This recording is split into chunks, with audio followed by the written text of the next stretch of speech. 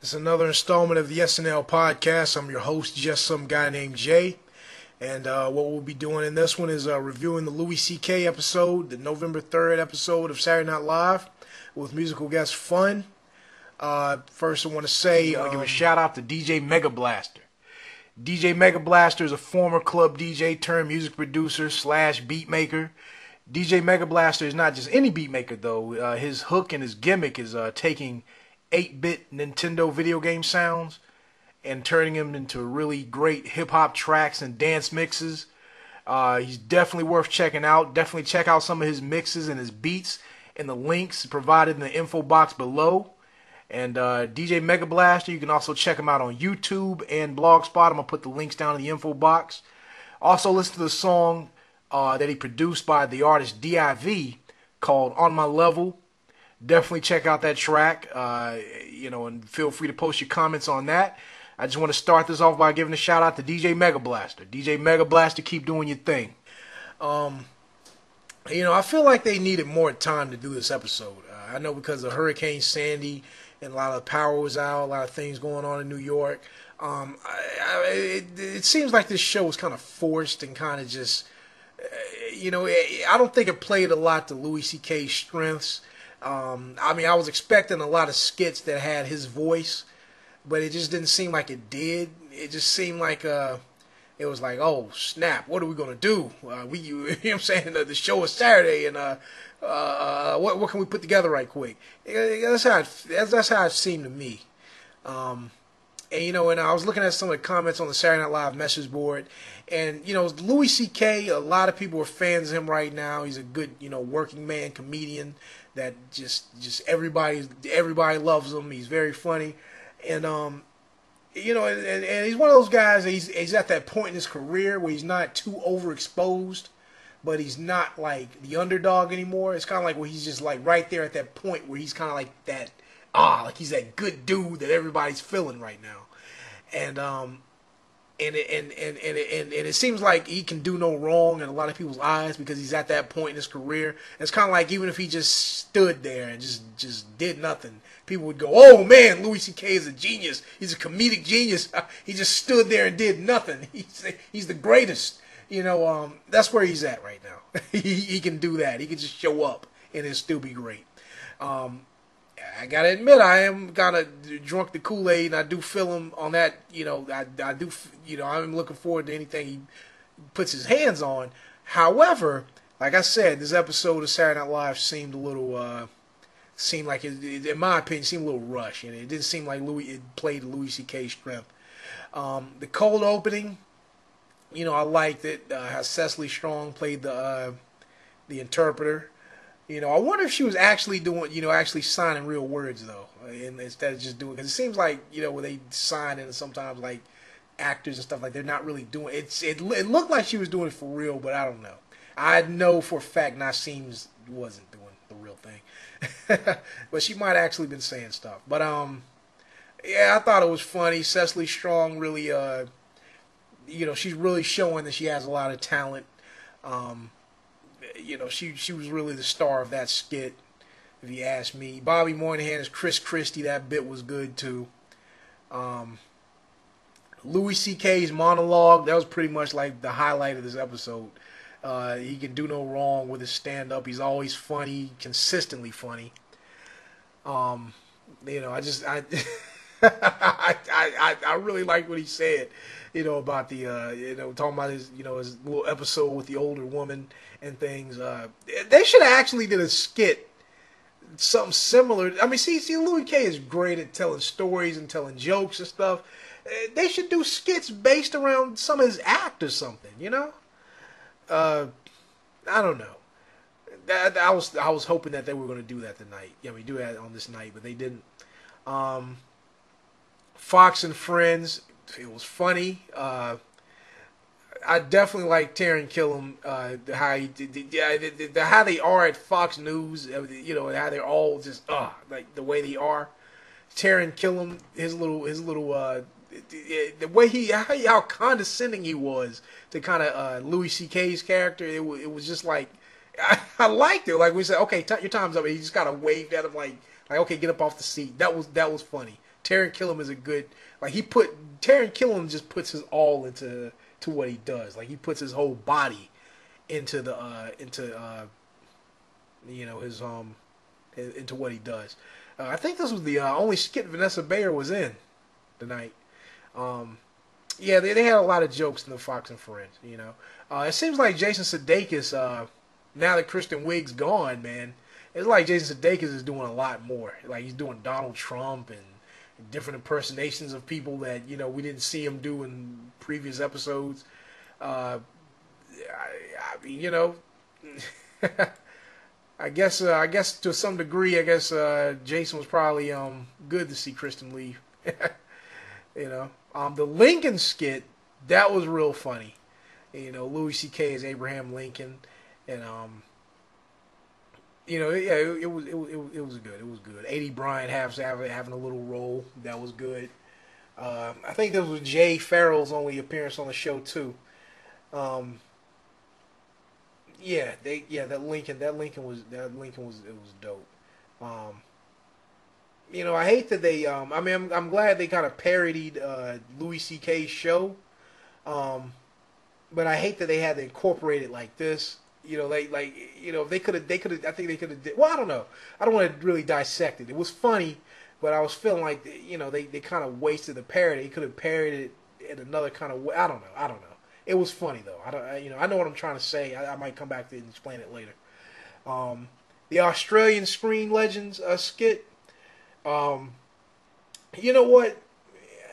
You know how some skits are so corny and so dumb that they're actually funny? And the Australian Screen Legends thing was funny. And what made it funny, in my opinion, was Kate McKinnon. Kate McKinnon is what made it funny. She looks crazy, by the way. And it was funny. Do you have any last words? Kangaroo, I guess. Like, oh my God. She owned that skit. And really, Louis C.K. was good in it too, it was a good skit, it was just so corny that it was funny. The musical guest, like I said, I'm not gonna say much about fun. Weekend update. I think like for the first part of it, kind of Seth Meyers is a little funny. I should have took notes on the jokes. That's what I'm gonna start doing, taking notes on some of the jokes that Seth Meyers says. Cecily Strong came back with the girl that wish you hadn't started a conversation with at a party. I like that character. However, I think this version was not as good as the one she did on Weekend Update Thursday. That time when she first introduced the character. This one, it seemed like she was kind of slurring her words. I know she's trying to make her seem kind of drunk. I don't think she needs to play this character drunk. I think she needs to just play this character, like she needs to say the ridiculous stuff without giving off the impression that she's had enough to drink. Just make her seem kind of stupid. Because we've met women like this, where they talk like they're deeper than what they really are. If one person just cared, the whole world hunger would stop. You meet women like this. You've met women. You talk to them at a party, and let me give you. I have this guy, and he's gonna put you on this email blast. It was perfect. We meet people. That's what I like about characters. That's why I like it when the characters seem real. When the characters seem like, I know a guy like that, or I know a chick like that. I know somebody that says things like that. That's what makes it good. When they're kind of these over-the-top characters that are just too ridiculous to even connect with, like some of the stuff Molly Shannon does. They're good, but at the same time, it's kind of like I can't relate. Because it's kind of like, it's funny, but it's kind of at the same time, it's like a cartoon character, And Cecily Strong's character, it was real. It seemed like somebody you could really meet. And I've actually, you meet women like this. You do. Where they say these things. Like they're deeper. They think they're deep and they're not. They're just kind of saying stuff. They just kind of repeat what they hear on the news and just kind of repeat it. Don't even really repeat it the same way they heard it. Jason Sudeikis came out as Mitt Romney. That seemed kind of, I don't know, it seemed like they needed to do it. It seemed like it was kind of like, let's hurry up and just slap this on here before the election. Aidy Bryant, You know what? I was actually going to do a separate podcast about how what Bryant should do to make her presence more known on the show. And before I could even get a word out about this, she's actually doing what I was thinking she should do. She should do update characters first. Let people know that she's funny. Let people know that she has talent. Do these kind of straight to camera type of characters. These straight to camera telling jokes or doing something that's interacting with Seth or something like that, so people can know. And then I think maybe the writers might be more comfortable putting her in things. I think she might get more pieces on if she could just kind of introduce herself a little more, because right now she's still kind of known as the fat chick or the big girl or whatever, and as opposed to being just another talented performer on SNL. With that being said, though, I wasn't really too fond of the character. It was okay.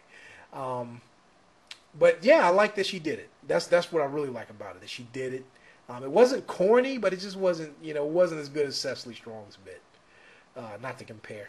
The Mountain Pass, whatever that was, the Louis C.K. where he was playing the horn or whatever. It seemed like it was just slapped together. It seemed like it just. And it actually seemed like Louis C.K. didn't even really want to be in the skit. Like he was making faces like, oh, here we go. I